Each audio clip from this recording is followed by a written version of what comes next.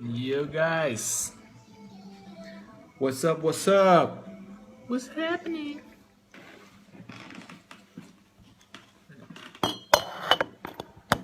Are we live? We are live.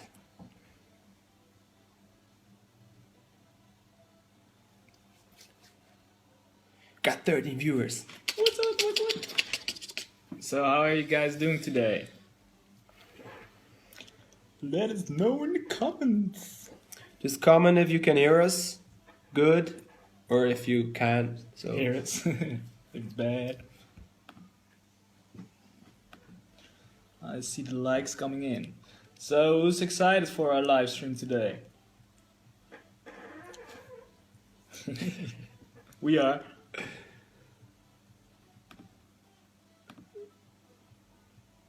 What's up from London? Hey from Amsterdam. We are right now in Tom's studio. In my man cave. What's up, guys? How you doing? Are we gamers? Of course we are. Want to see this one? The PlayStation. It's right here next to the studio. So can you guys hear us well or? Let us know. Mm-hmm. We are not brothers. We're friends working together. How old we are? I'm turning 22. I'm 25. Old fuck. Of course, we can shout at you fans or Fonzie. When did we start making music? Around 8 years ago or something. So today we're gonna explain our track Rise. So if you have any questions about it, let us know and we will try to talk about it. So let us know. You can ask us anything about the vocal or the bass or the melody or something. Just ask us and we try to show you. And we use Ableton for that. Youpie! Which fees do you use the most? We use a lot of Silent, but also Spire and Serum lately. So those are really cool plugins. So a lot of questions. No, we use not FL Studio. We started in FL Studio, but now we work in Ableton. Kick processing. We're gonna show the kick later on. When are we coming back to Italy? Soon. Soon. We want some pizza. Pizza's always the best. So, Yoop from Jack says hi. How did we make the drop? We're gonna show you in a few minutes. I'm gonna show you The whole project. anything about Rise. The leads, the bass, Silent One, nice software.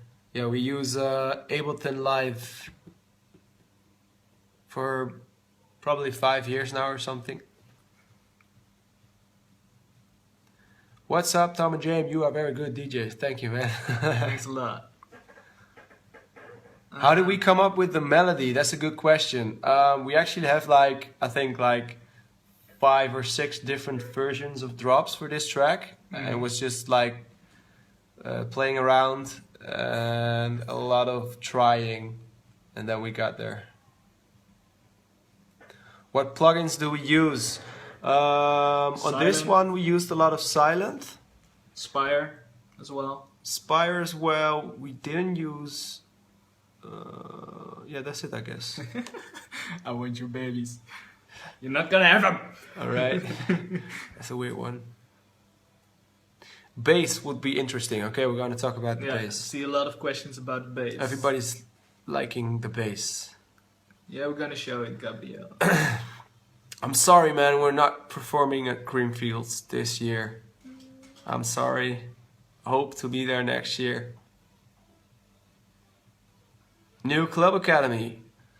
We actually talked about it today, so can't tell anything, but maybe soon or not. Okay, so I think. Giggity. Alright, let's talk about Rise. I'm gonna show you the project from now on. Here it is. So as you can see, we work in Ableton. It's it doesn't matter in which program you work. Actually, it is really important what fits for you. So for us, that is Ableton. For anybody, that could be Logic or Fruity Loops or whatever you like. So as you can see, a lot of channels, and I think we're gonna start with the bass because we got a lot of questions about that. Everybody's talking about the bass. Bass face. So what we did was actually, it's a layered, I think 4 or 5 layers for the bass. So I'm gonna run through them.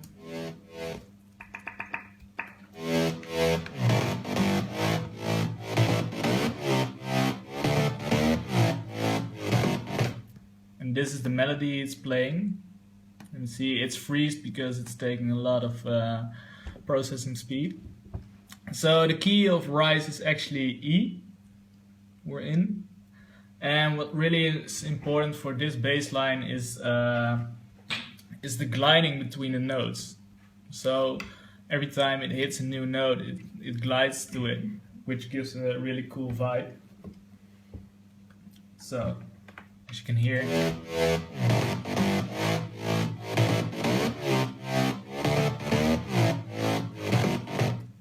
So that was the first layer we came up with, and after that we layered it with a real bass. You probably won't hear it, but it's really low. And underneath that, another sub bass.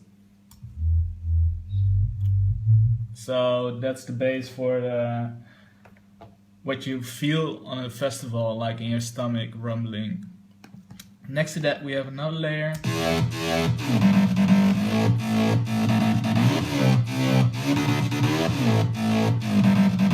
Which is really gritty and gives the bass most of its sound, and it's also really loud to make it really there in the mix. And we layered it with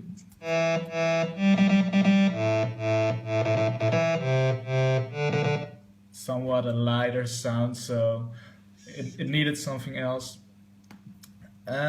Altogether it sounds like this.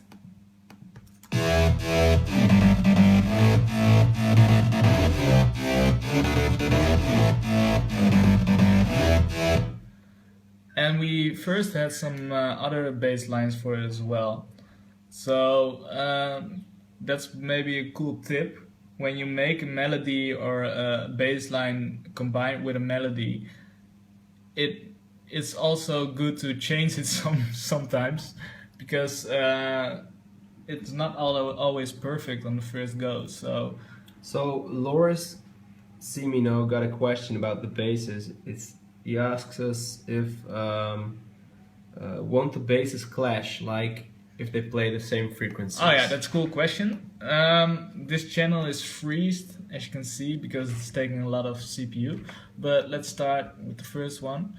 The EQing on it is really important, because you got a lot of low frequencies, and to don't make them clash, it's really important to EQ thoroughly, especially low end. So for example, this bass,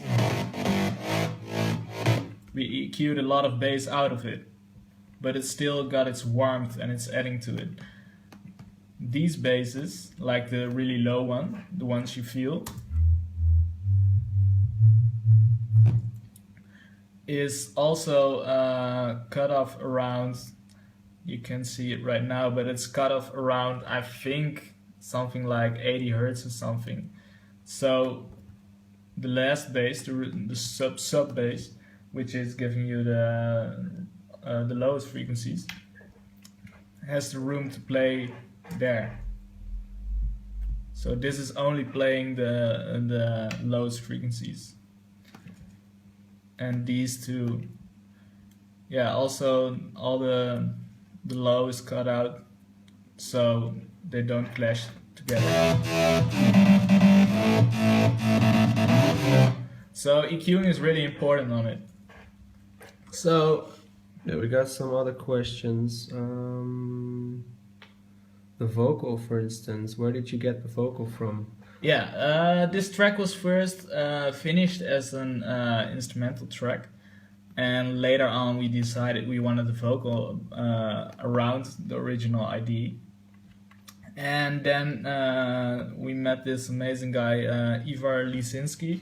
Yeah, he's a songwriter, and we got to meet him through our publisher, and he was like, "Yeah, I really like this track, so I'm gonna work on it." And he had a lot of like singers he works with, and he just showed us some of the voices and some of the stuff they just sang, and we really liked the voice of this guy. Stu Gabriel. Yes, he's called Stu Gabriel. And they gave us like we had multiple vocals for this, but actually we ended up with only this one because we really like this one. So I can show you. Let me see. There are shadows in our hearts, sleeping dragons in our lives. All we needed was a spark, yeah. Like 1,000 suns, we will rise again. We will win against the odds. Like 1,000 suns, we will always burn. We will never turn to dust. Like 1,000 suns, we will, we will, we will. Like 1,000 suns. Yeah, as you can hear, it's not just one layer, it's not just one vocal, it's a lot of layers. We pitched, in the beginning we have like a layer that's pitched 1 octave down. Oh, this is the one that goes up.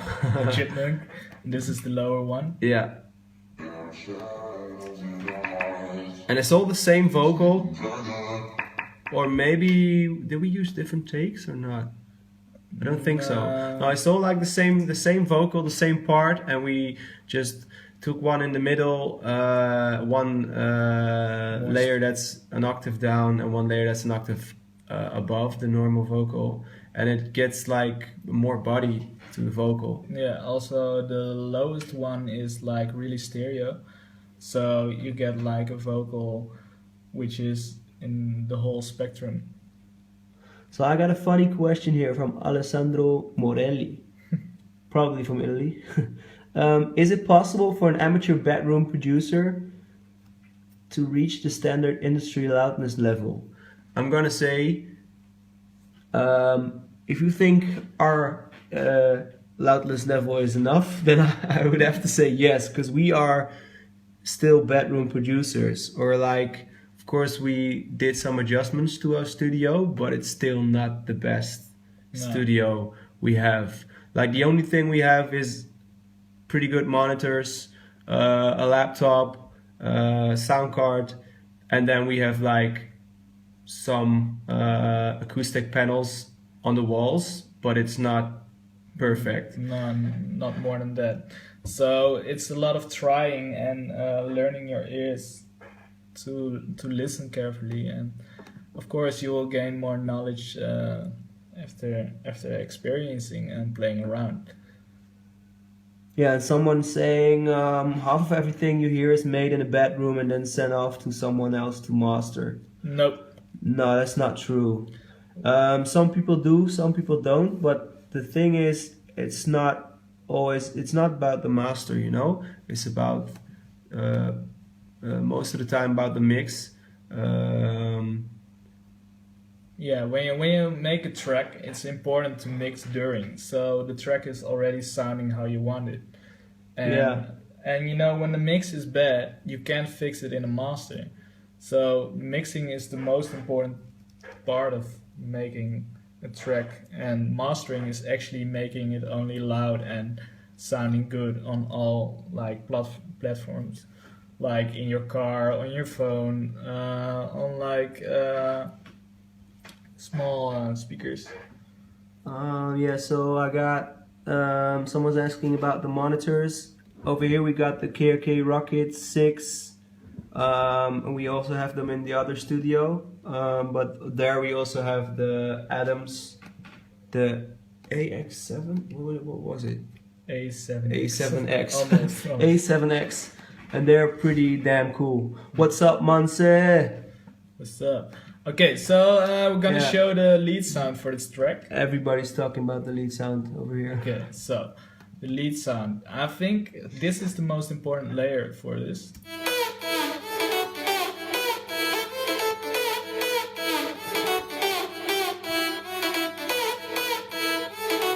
This is the melody it's playing. Actually, it's a really simple sound, but what we did we used a lot of pitch bend Yeah. on it, so that gives like the melody a lot of flow and uniqueness.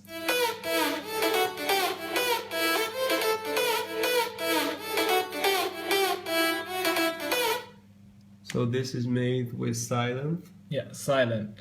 So what do we have? As you on can it? see, we freeze this track because it's like CPU. too much CPU overkill if we don't freeze it for now. Yeah, we used a plugin from Waves, which makes it really cool. It's a lot of stuff in it, like reverb, compression, distortion, everything. And after that, we used some stereo widening to make it really wide. Also EQing, really important. Then probably the coolest thing about the synth is which makes it that powerful, is the OTT. Yeah. Free plugin. OTT. Yeah. It's a free plugin. You can download it for free at Xfer Records. I recommend playing around with it because it's really cool. After that, yeah, we tried a lot of stuff on this. Some more EQing. This one is turned off. So which stereo widener? Someone's asking. That's the, what's it called? The doubler. The doubler. Yeah, it's a cool plugin, but Doubler 2. Yeah, the one it's from Waves, and the one we use the most lately is the Isotope Imager, which is, in our opinion, the coolest image plugin. Yeah. So that sound is layered with this one.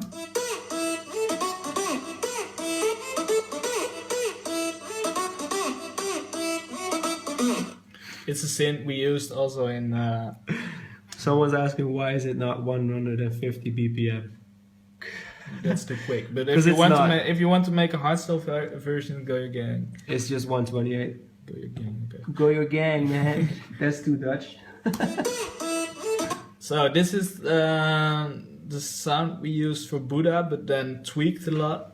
So it sounds different because we don't want to use the same sound every time. But we have a lot of presets we made ourselves and used in tracks, which really work for us. Yeah. So we reuse them. It also creates your own sound. And We got a very good question for this project. How do you apply the reverb? Because that's like, personally for us, it's a cool question because we really like tracks to be pretty dry. yeah. Like we really like the synths to pop out. So we are always very careful with adding too much reverb. But then on the other hand, reverb can add a lot of like cool depth and it can make a track sound pretty big. Mm-hmm. So What we did, what the most important thing is, I guess, is that we still use the reverb of the silent, but it's going through all of the chains. So it goes through compression, widening. So it sounds really huge. It's like one big church of reverb. we didn't use sense, right? In this No. one, no, we didn't. Cheap synth, but it adds to the whole synth. Well, okay, this here.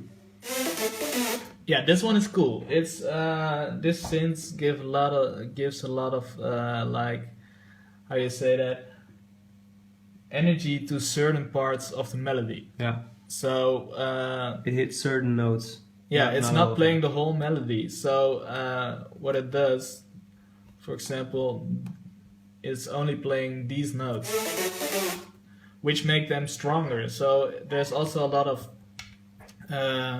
happening in the melody itself and in the synths, so you won't get bored of the sound because all of the sounds playing the whole thing over and over again. Another cheap sound, and A vocal chop. yeah, which is really cool because it adds something like it adds a human element to the track. Also, I don't know anyone who could make this sound, but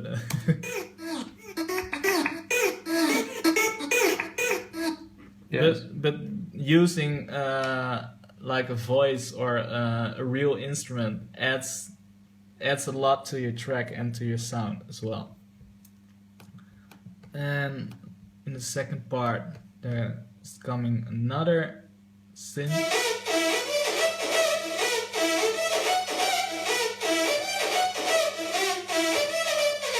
Which is playing the counter melody. Yeah, and that's really important in this one because you can't really like define the difference, but it gives a different feeling. So your ears get like tinkle all the time. It's only like in the second part of the drop. Yeah, and it's kind of subtle, but it's there. Yeah.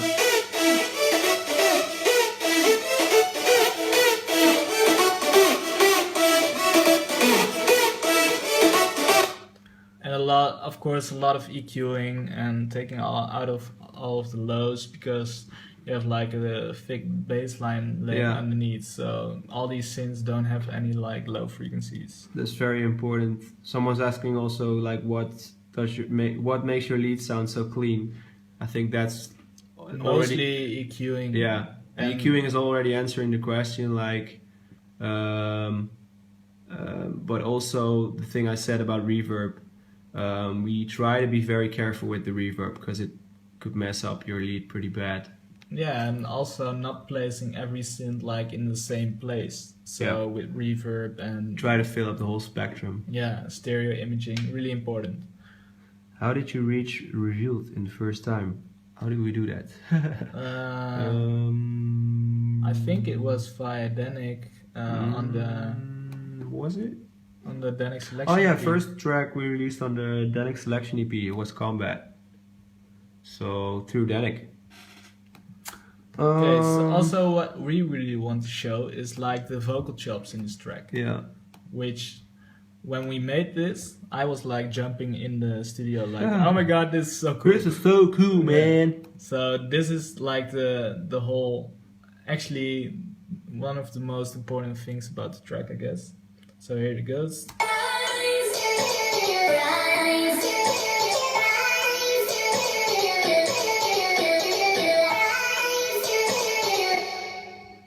Which also gave the track the name Rise. And it's actually an old vocal, like chopped up all the way and played around with it, got freaky with it, and yeah, it sounds really cool.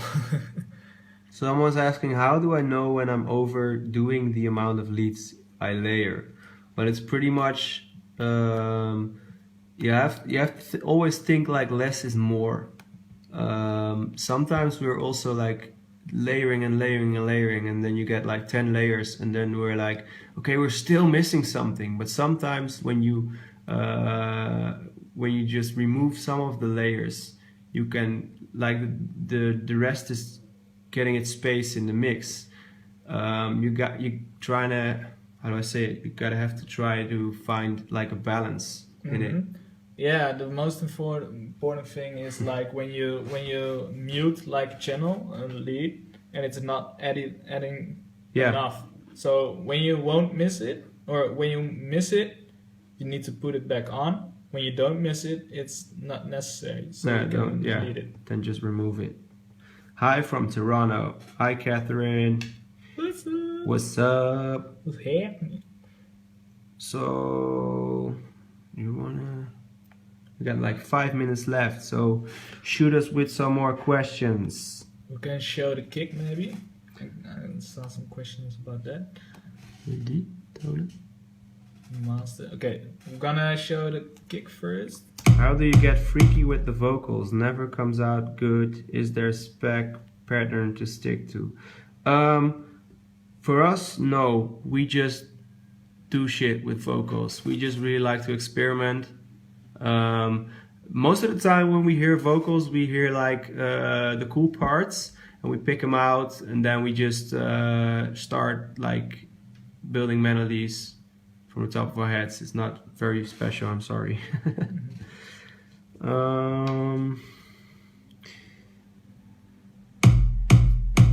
So this is the kick we used. It's from Cashmere spec. Cashmere. Yeah, it's a really cool kick. It's like short and it gives a lot of power, and combined with bass lines, it sounds like really powerful.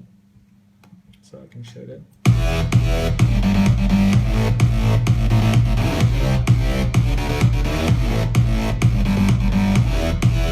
So the sidechaining on this is also really important. So make use of a good sidechain. We use volume shaper for that, but you can use like anything, kickstart or gross beat or sidechain compression, whatever you like. But it's important to give the kick like a lot of room in the mix, because when you have a kick like punching out of the mix, it sounds almost every time it sounds cleaner. Someone's asking, is the kick mono or stereo? It's mono. Yeah, what we do, we're gonna show our master channel here. Oh yeah, and a question about that. I saw a question, do you always do your own master? Most of the time, yes. Yeah. And sometimes, or like I'm saying most of the time, but we always master it ourselves. But sometimes when a label asks, can we master it as well, then we just let them do it. And if it's better, then we release that version. If it's not better, then release ours. So we always do mastering, but sometimes a label can provide a better master. So then we're like, why not do that one? Mm-hmm. So first, something about the master. So this is the master channel, and what we do, someone asked us about is your kick mono. We make everything beneath 144 hertz. We make that mono on our mastering, as you can see. So we don't have to look. Yeah, it's just done. It's on our master, so everything gets like influenced by it. So we don't have to look around for it. So next to that, a little EQ. We made a little dip on the key of the track and a little boost on the side signal of our high frequencies. After that, we used our Avex Vintage Exciter. Don't ever use it actually, but we always like to try around with stuff. So we have like a certain way of mastering a track, but we're also like experimenting still. But probably it added to it.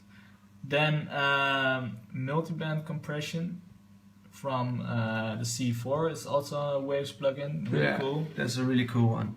Remember that one, the C4. It gives a lot of energy and it balances your track. And as you can see, this is our preset.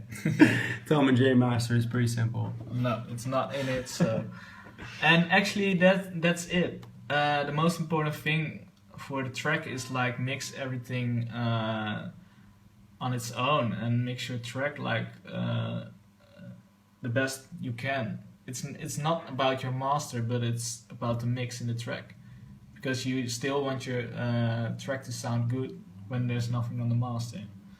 So after that is the big secret. Someone's asking, no limiter? Question mark. Well, here you have it. This is our limiter. Yeah, we use sausage fattener as a limiter, because as you can see, the knobs like fatness and color are turned all the way down. They don't do anything. The sausage is still happy. Yeah, and what we do, it works like a limiter, and we can like squeeze like 2 decibels extra to make it even louder.